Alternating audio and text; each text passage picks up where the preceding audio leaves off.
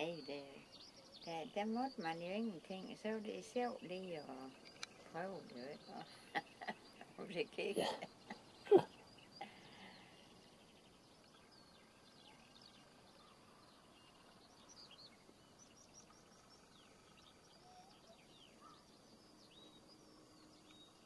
Så drak I aldrig fulde? Jo, så var det også en gang.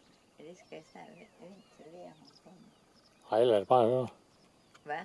Lad os bare høre. Skal jeg bare fortælle? Ja. Nå. Så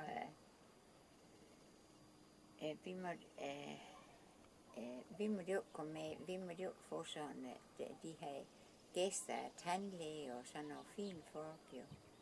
Og vi skulle bare servere, men vi måtte jo få noget af det der, vi kunne spise det der var i køreskab.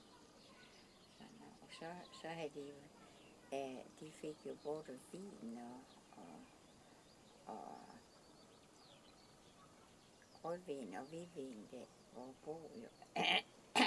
Og det havde de så ladt stå, og så gik vi jo ind i køkkenstue, så skulle vi jo ryge af på. Og så hende den pige, det var det var sådan en billig pige, de kunne få fra sådan hjem. Altså. Hun var sådan meget frisk og sådan. Mm. Og så siger hun, og så begyndte hun at drikke det der rødvin. Og så siger hun, ej, det smager da godt det her. Vil du have noget?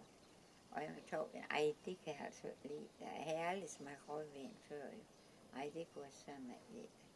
Og så drak hun jo, jeg vil se, du drikker et, så drikker jeg et, så hun, ja, det bare. Og hun blev jo satan så pissefuld jo. Og hvor mere fuld hun blev, hvor sjov og tød dag det var. For jeg har aldrig set sådan der så man jo en fuld jent, det kan jo. Og hun dansede jo rundt, og så havde vi vasket det op i så opvaskeballer, og det var helt fedt.